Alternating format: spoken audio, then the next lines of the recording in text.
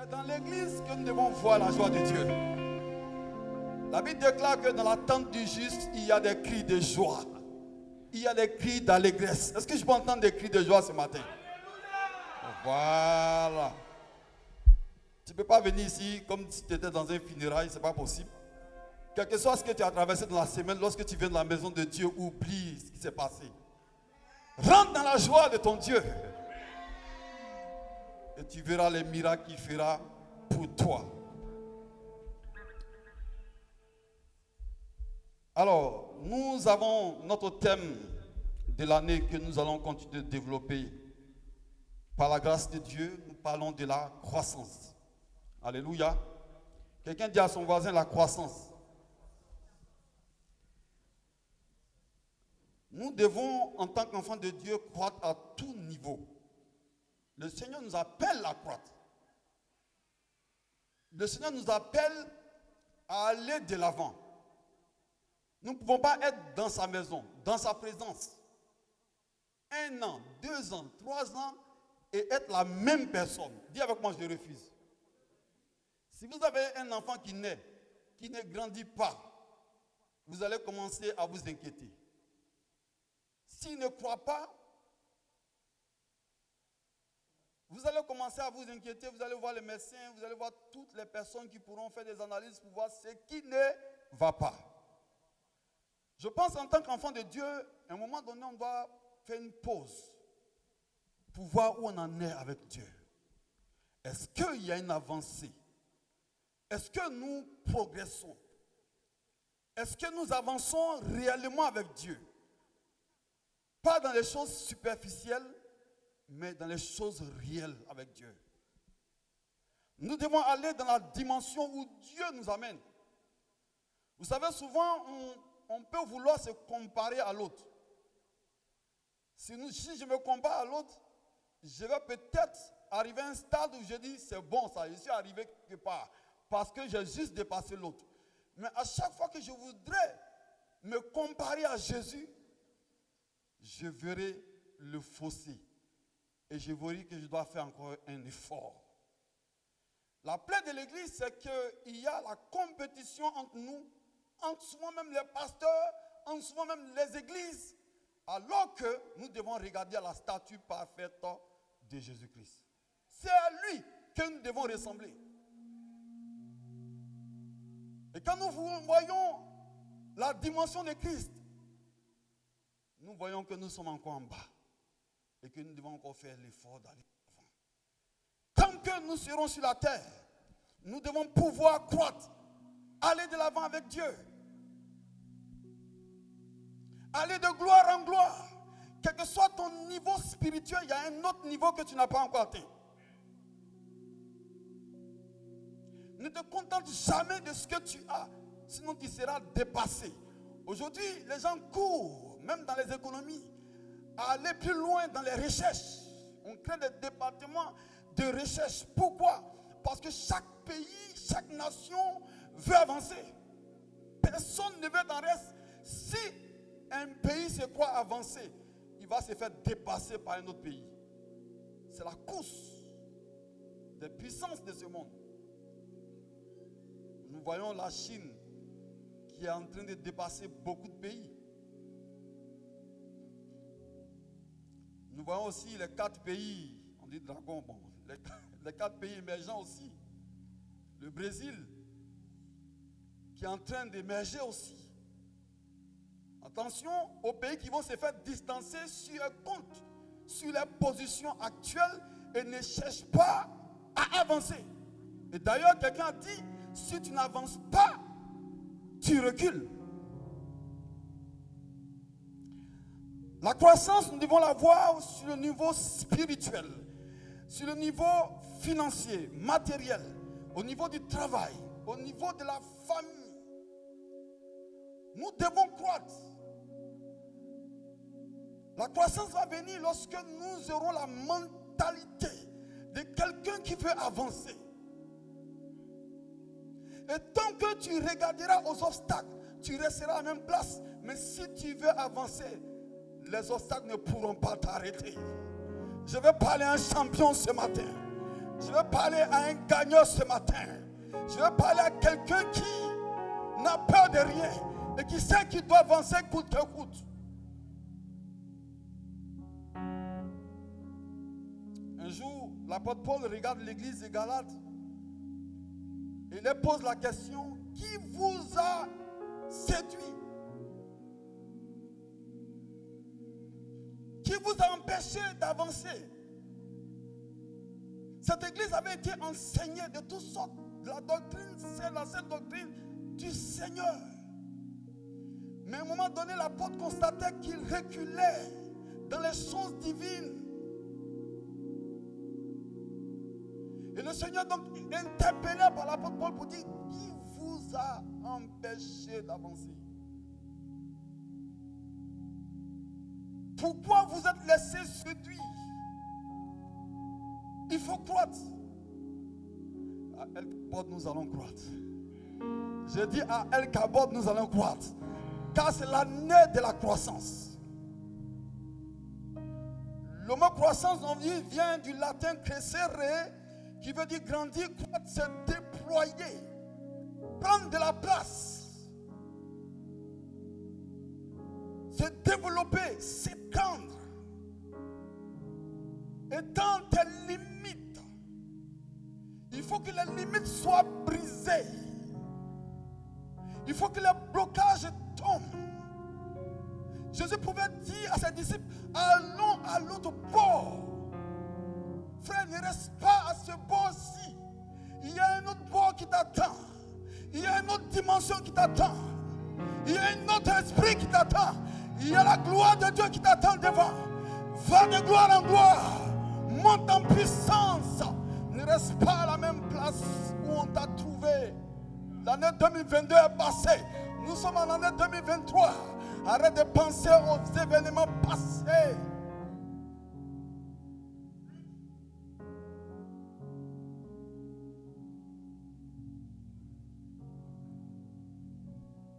C'est Isaïe qui dit: ne pensez plus aux événements passés. Sur le point de faire des choses nouvelles, qui sont sur le point d'arriver. Dieu veut faire des choses nouvelles dans ta vie. Et puis tout le temps, tu es accroché au passé. Et cela t'empêche d'avancer. Parce que ton regard est toujours vers le passé. Alors que le présent te destine des grandes choses. Ce que Dieu a mis en toi, le potentiel doit pouvoir se déployer pour les choses à venir. Mais tu es dans le passé. Tu n'as pas encore pardonné au passé. Tu n'as pas encore libéré le passé. Comment le présent peut-il se présenter à toi pour que ton futur soit meilleur? Il y a quelque chose qui te retient encore et qui t'empêche d'avancer. Lorsque tu veux faire le pas, mais ça te retient parce que tu es encore dans les événements passés, que Dieu veut faire des choses nouvelles.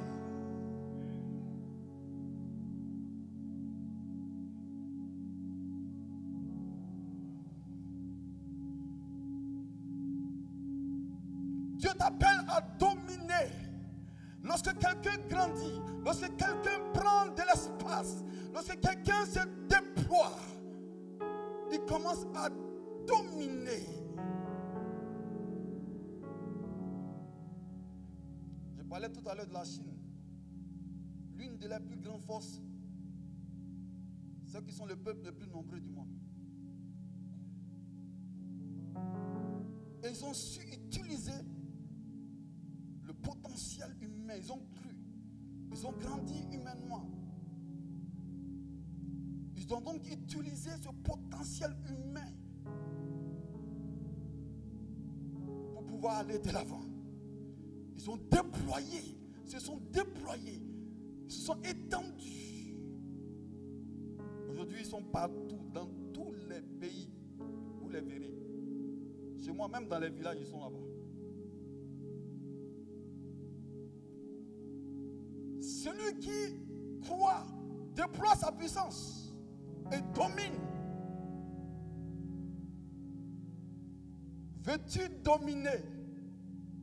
Veux-tu ne pas être dominé?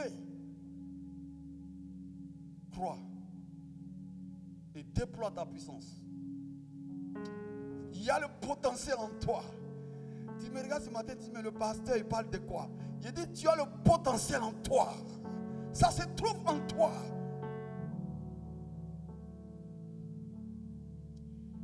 Genèse 1, verset 26. Puis Dieu dit, faisons l'homme à notre image, à notre ressemblance, pour qu'il domine. Pour qu'il domine.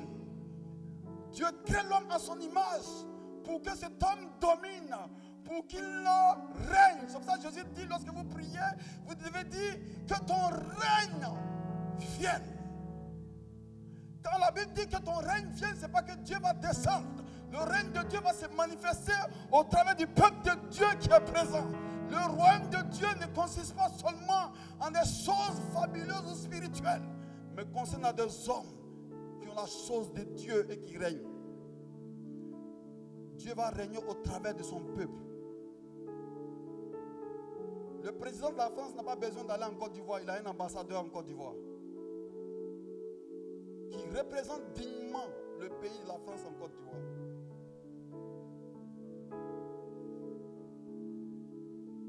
Le président d'Haïti n'a pas besoin de venir en France. Il y a un ambassadeur qui le représente.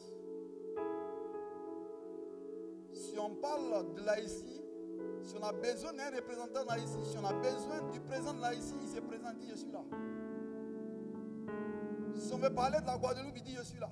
Du Canada, il dit je suis là.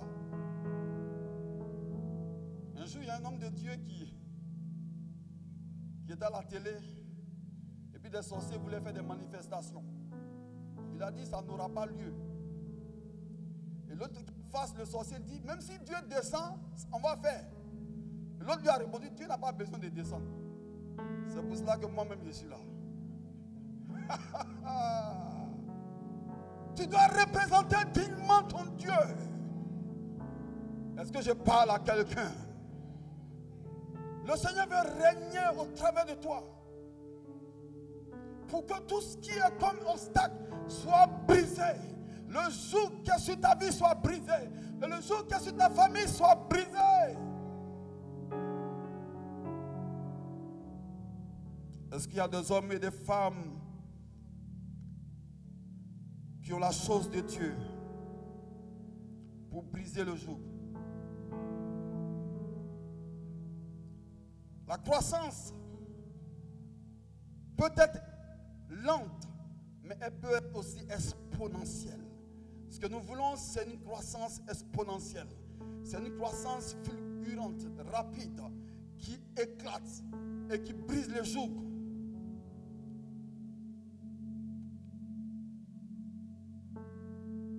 Faites cette expérience. Prenez un ballon.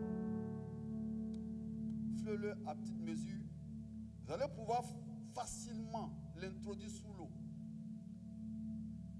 Mais si vous gardez la possibilité de gonfler ce ballon, plus vous gonflez le ballon qui est sous l'eau, vous allez voir que le ballon va vouloir sortir.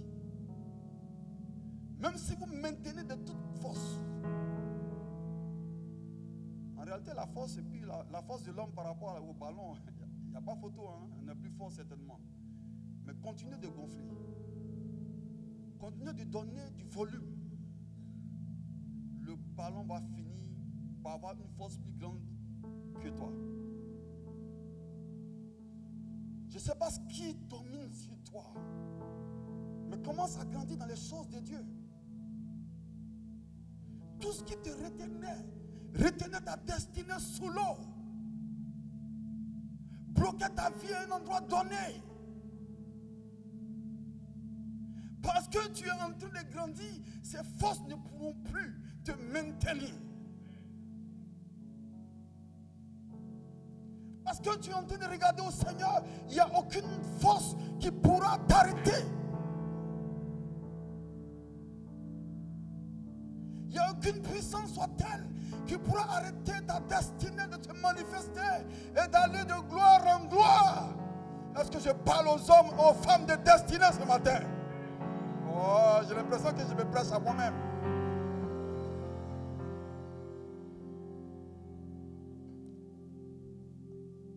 C'est pour ça Isaïe dit, réjouis-toi stérile, toi qui n'enfantes plus. Fais éclater ton allégresse et ta joie.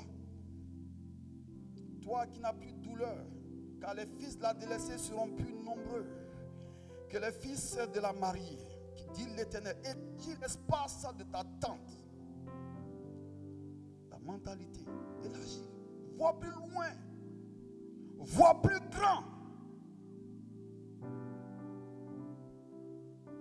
Si tu voyais un, commence à voir deux. Si tu voyais deux, commence à voir trois. Si tu vois trois, commence à voir quatre.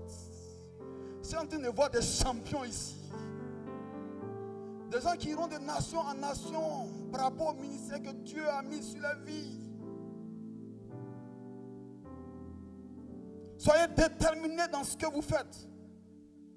Ne laisse personne te décourager.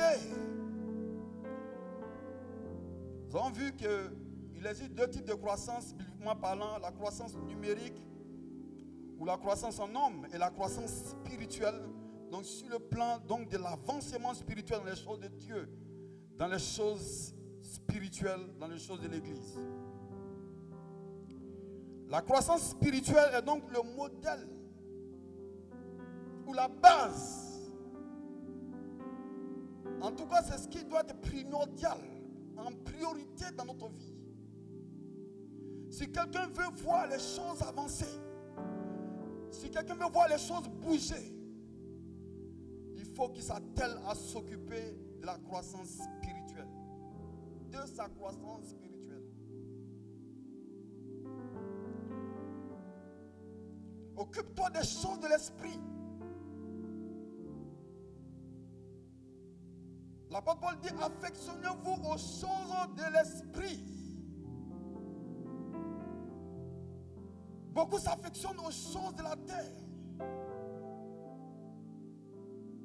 Et les choses de l'esprit sont délaissées. Et ça fait qu'on n'avance pas parce qu'on a laissé les choses de l'esprit de côté. Attache-toi aux choses de l'esprit et tu avanceras. Jésus dit, je suis le cep, l'arbre spirituel. Il dit, vous êtes les sarments,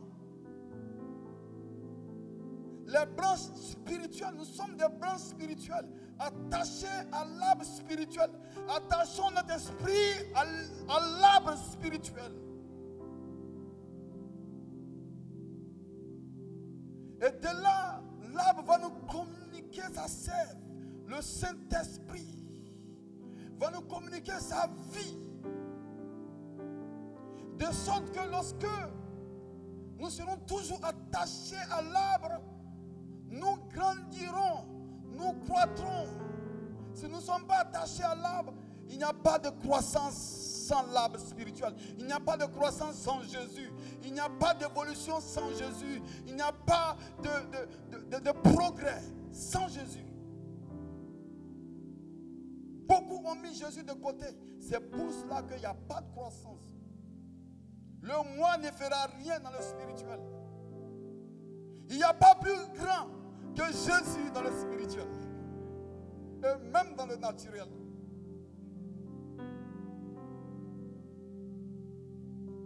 Car il nous a été donné qu'un seul nom, par ce nom, nous serons sauvés. Par ce nom, nous serons bénis. Par ce nom, nous serons élevés. Par ce nom, nous serons guéris. Il n'y a aucun autre nom. C'est pour ça que vous verrez que toutes les religions vont s'attaquer à ce nom pour diminuer ce qu'il est. Mais personne ne pourra diminuer ce qu'il est. Certains diront non, c'est un prophète. Certains diront non, c'est un gourou. Certains diront non, il n'a même pas existé. Ou bien il est venu pour un temps, il n'a pas existé dans la chair. Laisse tout cela pour diminuer la valeur de Christ à nos yeux. Mais que personne n'enlève cette valeur à tes yeux. C'est le seul qui pourra te faire croître. C'est le seul qui pourra te faire avoir des victoires dans le spirituel. Celui qui demeure en lui. Et que lui demeure en lui et également en nous. Nous porterons beaucoup de fruits. Dieu veut te voir porter du fruit. Celui qui croit porte des fruits.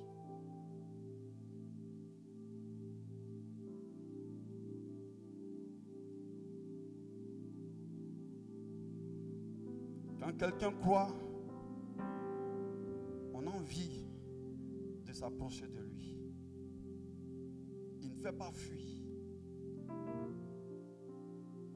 Parce qu'il a Jésus. Le nom de Jésus a dit. Le nom de Jésus permet que des gens viennent pour recevoir de toi. Ils viennent pour te demander des conseils. Ils viennent te demander des orientations. Le nom de Jésus est puissant.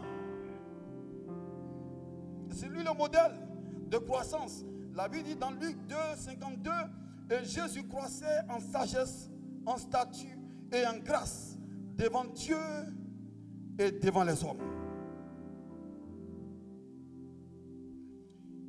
Il croissait premièrement en sagesse, en statut, en grâce devant Dieu et devant les hommes.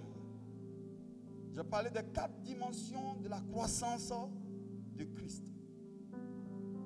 Nous allons développer. La même chose pour Samuel. Lorsque l'Éternel eut visité Anne, 1 Samuel 2, 21, elle devint enceinte et elle enfanta 3 fils et 2 filles. Et le jeune Samuel grandissait auprès de qui? Auprès de l'Éternel. Auprès de Dieu.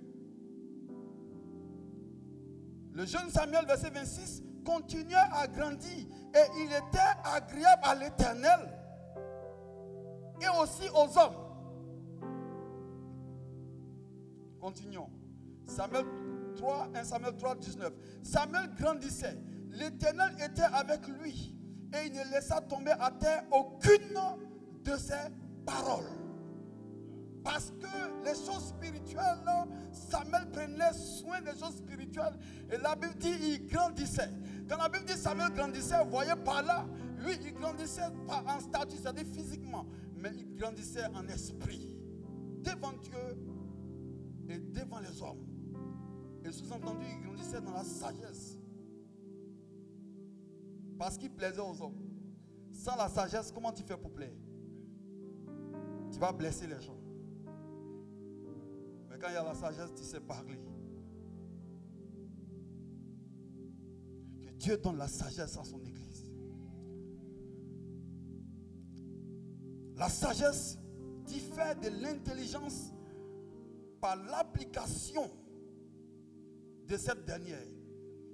Lorsqu'on applique la sagesse, notre intelligence, nous atteignons la dimension de la sagesse lorsque l'intelligence est bien utilisée. Autrement dit, on peut être intelligent et ne pas faire des choses avec sagesse. L'intelligence peut détruire, tandis que la sagesse ne peut pas détruire. Est-ce que quelqu'un me suit? La sagesse fait du bien. L'intelligence est censée faire du bien, mais elle peut aussi faire du mal. On peut utiliser l'intelligence à des fins malins. La Bible parle du malin, qui est très rusé. On parle de la ruse. Il sait fomenter les coups. Il sait bien agencer les coups.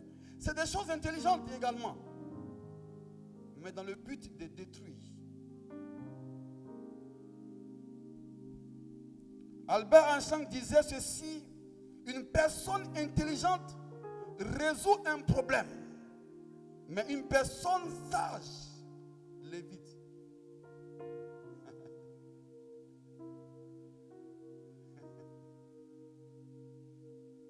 Tu es intelligent, mais tu perds du temps en te créant des problèmes que tu vas devoir résoudre.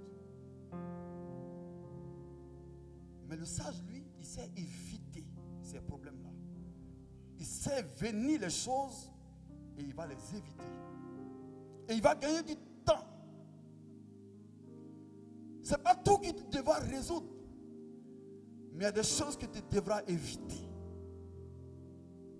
La sagesse sait éviter les problèmes que l'intelligence cherche à résoudre. La sagesse te permettra de grandir spirituellement si tu sais éviter les conflits et les problèmes en marchant selon la parole de Dieu. Il y a des fois où tu seras provoqué intentionnellement. Si tu es sage, évite. L'intelligence te dira, mais réponds. La sagesse te dira, évite. Ne réponds pas. Gagne du temps. Et la Bible dit, réponds à l'insensé selon sa folie. Mais la Bible dit aussi, ne réponds pas à l'insensé selon sa folie. Deux phrases qui semblent être contradictoires. Mais cela va dépendre de ta sagesse au moment où la chose arrive. Il y a des fois où tu devras répondre, mais il y a des fois où tu devras te taire. C'est là qu'on voit quelqu'un qui est sage ou quelqu'un qui est juste intelligent. Jésus ne répondait pas à tout. Si bien que les gens étaient étonnés. Et là, Hérode lui dit, mais ne sais-tu pas que j'ai le pouvoir de te délivrer si tu répondais là? Ok, c'est ce que je te pose là. Si tu réponds, moi j'ai le pouvoir de te délivrer. Jésus savait que la chose avait été dite du ciel. Il était venu pour sauver l'humanité. Il fallait qu'il aille à la croix. Pourquoi répondre à tous ceux qui parlent, qui l'insultent? Tu as un objectif bien précis que Dieu t'a donné. Ne laisse pas les gens te distraire. Beaucoup de pièges seront tendus devant toi. Ce seront des distractions pour ta vie, pour ta destinée, pour ton objectif. Ce que Dieu a prévu pour toi, quelqu'un peut te faire déjouer à cause d'une distraction.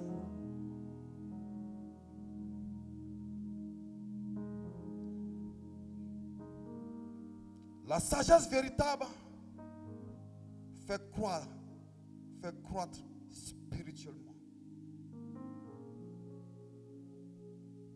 La sagesse véritable qui vient de Dieu fait croître, fait grandir. Tu sens en ton esprit que tu es plus apaisé. Si tu te sens agité pour prendre des décisions, Dieu n'est pas dedans. Si tu es agité pour prendre une décision, tu veux prendre une décision et tu te sens agité, attends que tu sois calme. Si tu es trop agité, c'est l'ennemi qui est en train de te pousser. Cette décision ne vient pas de Dieu si tu es trop agité, si dans ton esprit tu n'as pas la paix. Pourquoi insister? La Bible dit que Dieu est plus grand que notre cœur.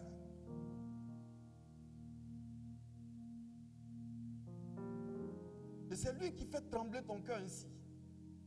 Pour dire, mon fils ne fait pas, ma fille ne fait pas.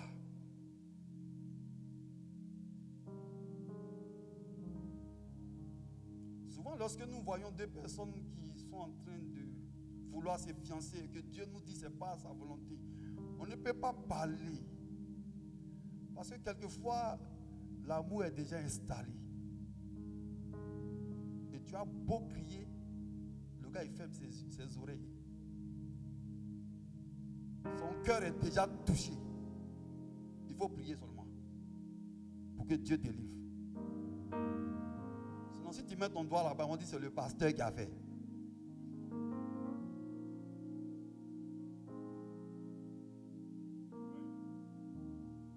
Le gars qui a mouru, la femme qui a mouru est plus dangereux que tout. Personne ne peut arrêter un homme à mourir. Il peut traverser des fleuves pour aller voir sa destinée. C'est pour ça que la Bible dit que même les fleuves ne vont pas éteindre l'amour. C'est impossible. Parce que l'amour est comme un feu. Quand ça commence à s'embraser, mais pas ta main là-bas, ça va te brûler. Laisse les choses briller. Et que les choses choses soient conduites par le Seigneur. Nous, pasteurs, on doit agir avec beaucoup de sagesse. Parce que nous ne sommes pas des gourous, nous sommes des conseillers. C'est pour ça que quelqu'un peut se confier à nous. Si on sent que la personne est prête à recevoir, c'est là maintenant on va donner le conseil. Il y a des gens qui ne sont pas prêts à recevoir, mais qui viennent te voir quand même. Quand tu le sens, tu attends le temps de Dieu. Il y a un temps pour les hommes, mais il y a un temps pour Dieu. C'est ça la sagesse. Souvent nous sommes très pressés. Et nous tombons dans le piège de l'ennemi. La sagesse voudrait que nous prenions le temps de Dieu pour agir.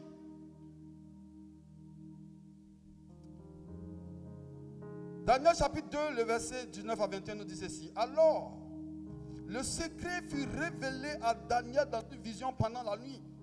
Nebuchadnezzar avait fait un songe et il demandait aux gens de révéler ce songe-là. Et tout le monde fuyait parce que Nebuchadnezzar disait que si personne ne révélait ce songe, surtout ceux qui étaient là, qui jouaient les grands interprètes des songes, seraient mis à mort. Donc, tout le monde tremblait. Et Daniel était dans ce groupe. Et lui, il est allé auprès de Dieu. Dans des moments critiques, on va auprès de Dieu. La solution se trouve à ses pieds. C'est lui le Dieu sage. Et regardez ce que Daniel va dire quand Dieu va lui révéler cela. Le secret fut donc révélé à Daniel. Et Daniel bénit le Dieu des cieux. Daniel prit la parole et dit, béni soit le nom de Dieu d'éternité en éternité.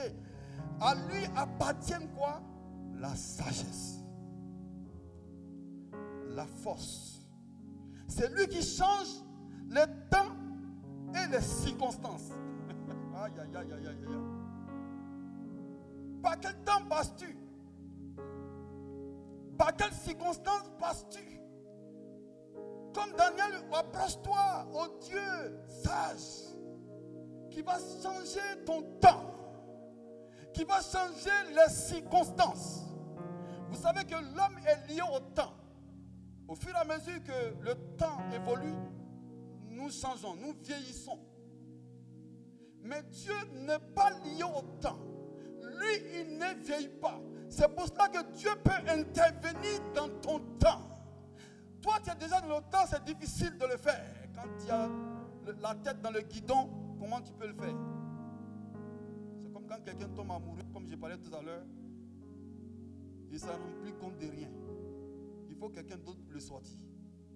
S'il est en danger. Même si tu le dis, tu sais, le monsieur qui est là, c'est un assassin. Je l'aime.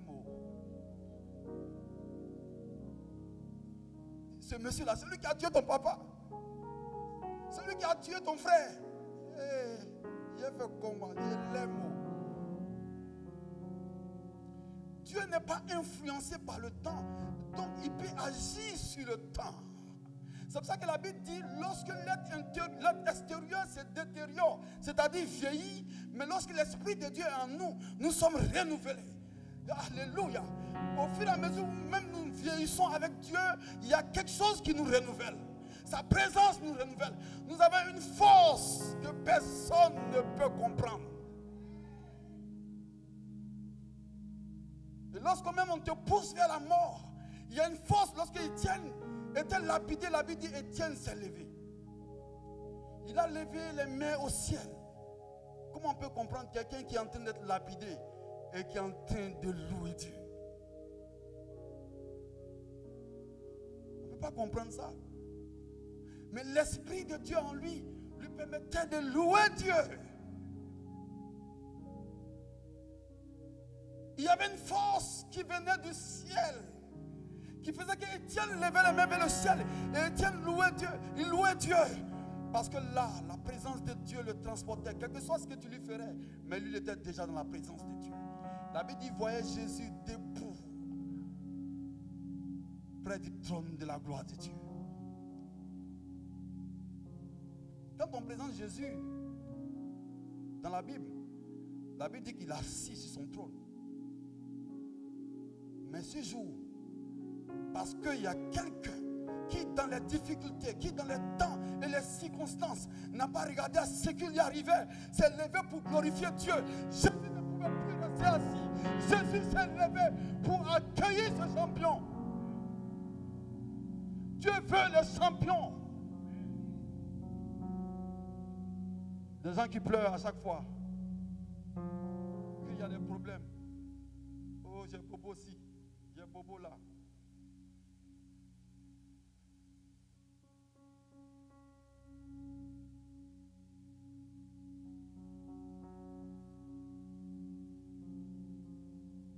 Alléluia, alléluia. Jésus veut des champions.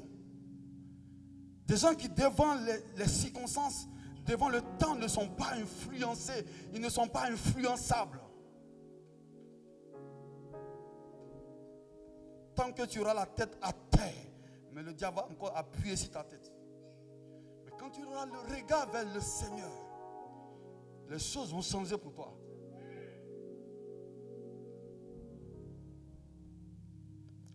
Il dit, c'est lui qui change les temps et les circonstances. Celui qui est dans le temps ne peut pas changer le temps, mais celui qui est en dehors du temps, à qui si le temps ne peut influencer, peut changer le temps. Parce que le temps de Dieu, ce n'est pas notre temps. Notre temps, c'est les minutes, les secondes, c'est les heures, les jours et tout cela. Mais Dieu, son temps, c'est le temps Kairos. Nous, c'est le Chronos. Dieu, c'est Kairos, le temps de Dieu. Il ne vieillit pas. La Bible dit, il ne sommeille, ni ne dort. Le temps est en dehors de lui. Il peut façonner le temps. Pendant qu'on dit non, ton âge est trop avancé, tu ne peux pas enfanter.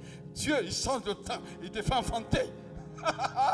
Pendant que tout le monde dit ce temps-là, c'est le temps de la maladie, c'est le temps du coronavirus, c'est le temps de je ne sais pas quel type de maladie. Mais Dieu dit, pour toi mon enfant, je change le temps, je change les circonstances.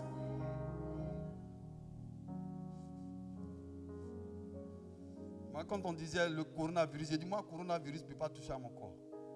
Mon corps est sanctifié par Dieu. Il faut faire cette déclaration. La Bible dit 1000 à ta gauche, 1000 à ta gauche, 10 000 à ta droite. Tu ne seras pas atteint.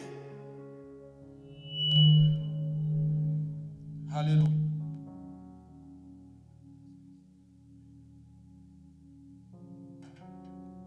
Alléluia.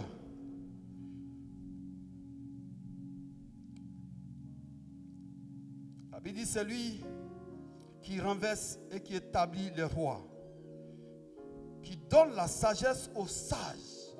Donc si vous voyez quelqu'un qui est sage, la sagesse en réalité lui vient de Dieu. La vraie sagesse, pas la sagesse qui veut manipuler les autres. Je parle de la sagesse qui fait du bien. La sagesse qui vient pour arranger les choses. Lorsqu'il y a conflit, il faut un sage qui vient pour arranger le conflit. Lorsque deux personnes ne se parlent plus, dans le couple c'est difficile. Dieu envoie un sage pour arrondir les bords. Soyons de ceux qui arrangent les choses. Donne la sagesse aux sages et la science à qui ont de l'intelligence. Il faut un minimum d'intelligence et Dieu maintenant met la sagesse. C'est Dieu qui donne cela. Problème là, le verset 10 dit, le commencement de la sagesse, c'est la crainte de l'Éternel. La crainte de l'Éternel. S'il n'y a pas la crainte de l'Éternel, nous ne pouvons pas avoir la sagesse.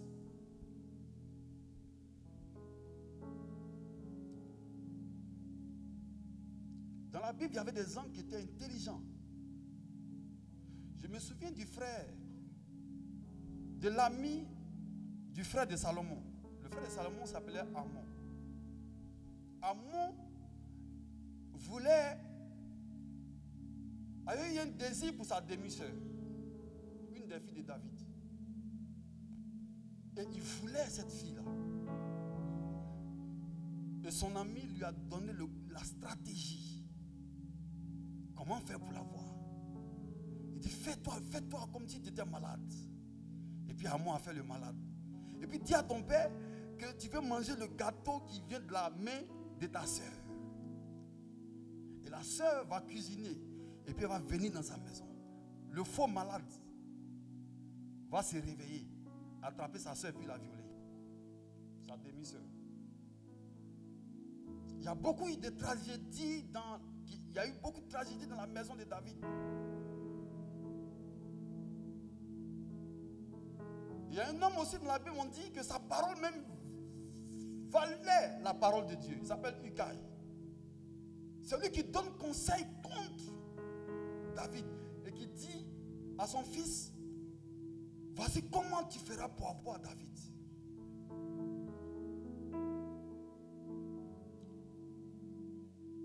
Et c'est comme ça que ce monsieur utilise sa sagesse contre la volonté de Dieu. Il va tomber. Dieu nous donne de le craindre d'abord. Si on veut la bonne sagesse, il faut commencer à le craindre. Vous savez, il y a des gens qui... On vient à l'église, mais dehors, ils ne craignent pas Dieu. Mais si c'est ici, c'est le plus saint. Nous te couronnons, nous te proclamons roi. Ici. Mais dehors, le pasteur ne me voit pas, mes frères ne me voient pas. Ils vivent dans la licence totale. Femmes, garçons, boîte de nuit, la cigarette, la drogue, à fond. Parmi les papes, il y en a.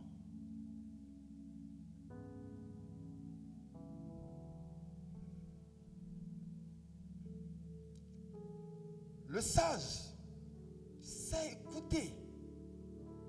Il écoute. Si vous avez un enfant sage, vous allez voir que dans son attitude, il écoute. Quand vous lui parlez, il écoute. Et quelquefois, il vient te poser des questions parce qu'il veut entendre. Il veut comprendre. Il veut avancer. La difficulté seulement dans ce monde, c'est que beaucoup refusent d'écouter. Tout le monde sait. Nous avons tous appris. Lorsque nous étions enfants, nous avons appris. En grandissant, même à manger, nous avons appris. À marcher, nous avons appris. À faire les 4 pattes, nous avons appris. Nos parents nous inculquent des valeurs. Lorsque nous venons dans la maison de Dieu, c'est la même chose. La Bible dit que nous devenons des enfants de Dieu. Un enfant de Dieu, un enfant, quel que soit ton âge, lorsque tu viens dans la maison de Dieu, tu deviens un enfant. Et tu dois écouter. Celui qui écoute ira loin.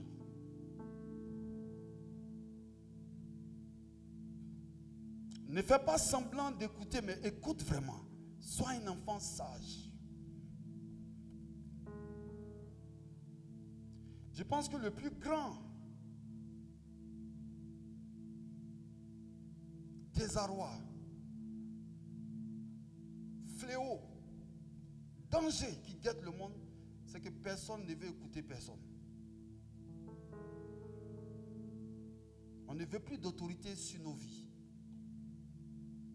Alors que Dieu a établi les autorités. C'est Dieu qui a établi les autorités. Je trouve dommage que on casse des œufs sur la tête des autorités. On lance la farine sur la tête des autorités. On se moque des autorités établies par Dieu. Et puis après on dit, on veut être béni. On s'étonne des récessions économiques. Le modèle divin, on veut renverser le modèle divin. Mais hier, je disais, on était à un mariage et je disais, tant qu'il y aura des hommes qui ont la chose de Dieu, ils enseigneront la parole de Dieu. Ils donneront la vérité de Dieu. Et ceux qui savent écouter porteront le flambeau de Dieu jusqu'à l'éternité. Il y aura toujours sur cette terre, quel que soit le temps, des personnes qui vont se lever pour Dieu, pour dire non à ce qui est en train d'arriver. C'est pour ça que la Bible dit, l'iniquité va s'accroître. L'amour du plus grand nombre va se refroidir. Mais en même temps, ce sera un temps de réveil. Parce qu'il y aura un reste. Des gens qui n'auront pas plié genoux devant Baal ni Astarte. Et qui se seront consacrés aux choses de Dieu. J'ai peur pour l'avenir. Parce que de plus en plus, même pour les hommes de Dieu, chercher, trouver des véritables hommes de Dieu, c'est difficile. Mais je sais que Dieu nous trouvera au moins un ou deux qui vont se lever pour reprendre le flambeau, pour dire nous allons pour la cause de Dieu.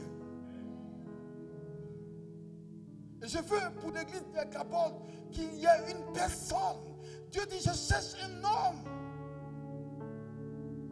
Oh, ce matin, Dieu cherche une femme qui se lève pour la cause de Dieu et qui est prêt à se sacrifier pour Dieu.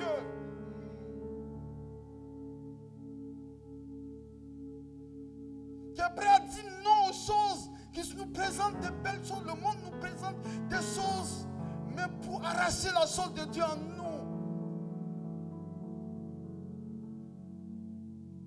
Lorsque le diable voit la chose de Dieu en toi, il va te présenter de belles choses pour les arracher.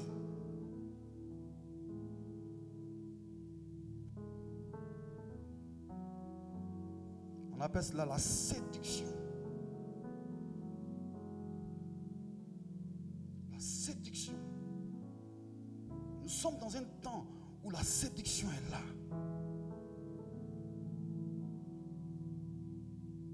On veut te séduire parce qu'il y a la chose de Dieu en toi. Le diable a peur de ça.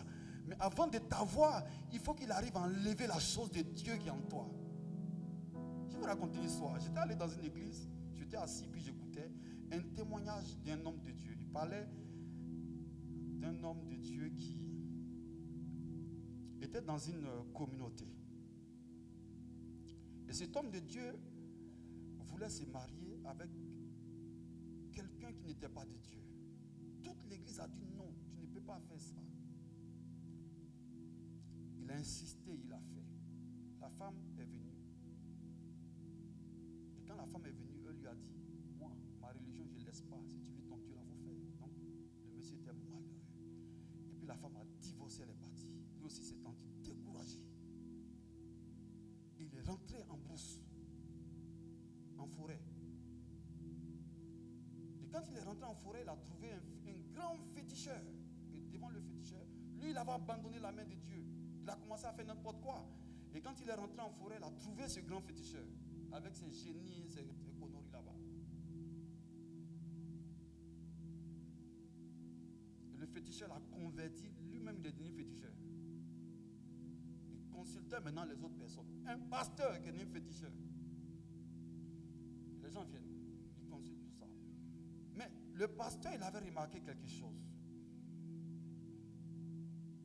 Il pouvait bénir les autres, mais lui-même, il ne pouvait pas être béni. Donc un jour, il a appelé ses génies, il a dit, venez. Mais il a remarqué une chose également, c'est que les génies venaient, mais ils ne s'approchaient pas de lui. Ils étaient loin de lui. Et puis il a posé la question, il dit, mais pourquoi vous bénissez les autres? Et puis moi, vous ne me bénissez pas. Et puis les génies m'ont regardé et ont dit, toi, on peut bénir les autres, mais toi, il y a quelque chose en toi là, on ne peut pas te bénir. On ne peut même pas s'approcher de toi. Et puis l'homme de Dieu a dit, waouh, avec tout ce que j'ai fait, Dieu est encore en moi. La chose de Dieu était encore en lui. Donc il a laissé les fétiches. Et puis il est retourné à l'église pour demander pardon à toute la communauté. Pourquoi? Parce qu'il y avait encore la chose de Dieu. C'est cette chose de Dieu qui fait peur au diable. Tu as cela. Je ne sais pas ce que tu as fait dans le passé, mais tu tu as encore cela.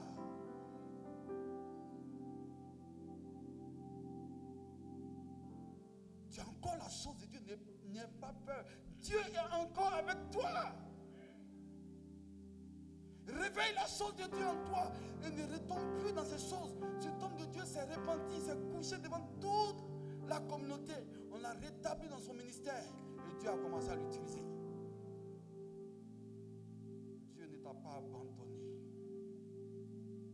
Seulement ne recommence plus. C'est petit à petit que ça disparaît, la chose de Dieu. Ça ne disparaît pas un coup. Dieu ne se répand ni de ses dons, ni de son appel. Il y a l'appel de Dieu sur ta vie, il y a le don de Dieu sur ta vie, mais il ne va jamais l'arracher tout d'un coup comme cela. C'est toi-même qui es en train de l'enlever. C'est lorsque tu dis, je n'en veux plus du tout. Proverbe 3, le verset 19 nous dit, c'est pas la sagesse que l'Éternel a fondé la terre. La sagesse. Tout ce qui a été créé par la sagesse de Dieu. Il y a beaucoup de choses à dire ici. Je ne sais pas si je continue, mais j'attends la semaine prochaine. Ce n'est pas l'intelligence qui a affermi les cieux, mais ce n'est pas la sagesse qui a tout créé. Tout ce que vous voyez sur la terre, la sagesse de Dieu a créé. C'est-à-dire, quand on parle de la sagesse de Dieu, la Bible dit que la sagesse de Dieu, elle est infiniment variée. C'est-à-dire, tu ne verras pas le défaut dans la manifestation de la sagesse de Dieu. Il n'y a aucun défaut. Parce que lorsque Dieu fait quelque chose, il a calculé l'avant, le présent et le futur. Tout est calculé d'avance.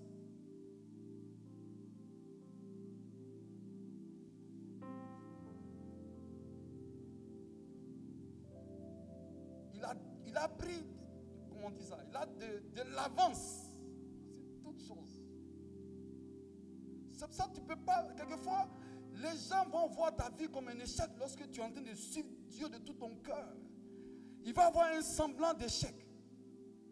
Mais ce n'est pas un échec. Dieu a prévu quelque chose.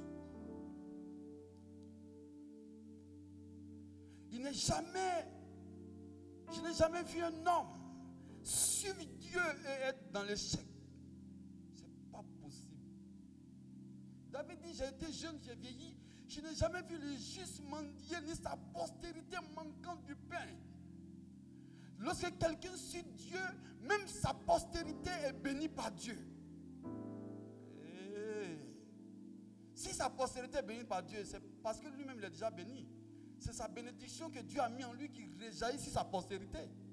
Donc quelqu'un ne peut pas suivre Dieu et puis être malheureux et puis ne pas être béni. C'est impossible. Dis à ton voisin, c'est impossible.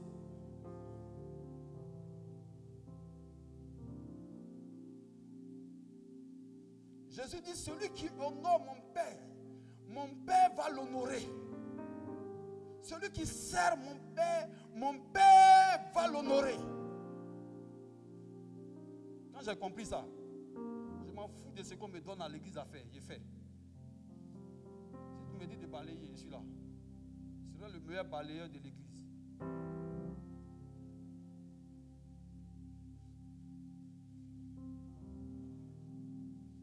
Quand j'ai compris que Dieu honore celui qui le sert,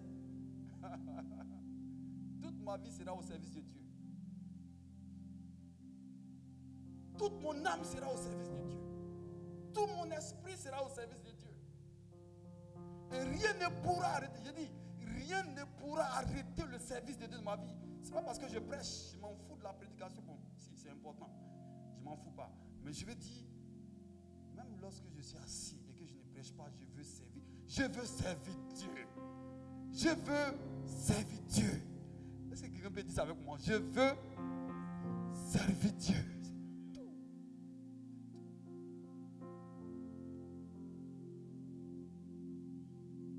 Même si tu fais rien, intercède. Intercède. Prends du temps. Dis, Seigneur, je veux prier. Et puis, lorsque tu pries, l'intercession c'est ça aussi. C'est pas je prie dans le vent, non. Lorsque tu pries pour quelqu'un par exemple, va voir le résultat que ça a eu lieu sur cette personne. Et quand tu ne vas pas rêver encore vers Dieu, tu dis Seigneur, ce que j'ai prié pour telle personne, je n'ai pas encore vu. Dieu dit continue. Et puis tu es dedans. Jusqu'à ce que tu vois le résultat. Les vrais intercesseurs n'abandonnent jamais un sujet de prière.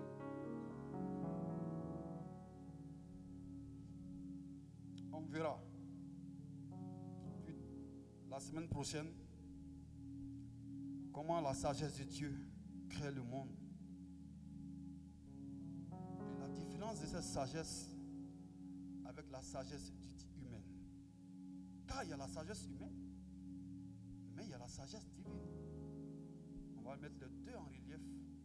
Et vous verrez que ce que Dieu a créé n'a pas de défaut. La Bible dit il vit que cela était bon. Tout ce qu'il a créé. Ce qui est venu pour mélanger cette gloire que Dieu a créée, c'est le péché. Ce qui va vouloir détruire ta vie, de ce que Dieu veut faire avec toi, ce qui va détruire ta vie, c'est le péché. Enlève le péché et tu verras la gloire de Dieu. La Bible dit, tous ont péché et sont privés de la gloire de Dieu. Mais si tous se privent du péché, ils ne seront pas privés de la gloire de Dieu, mais ils rentreront dans la gloire de Dieu.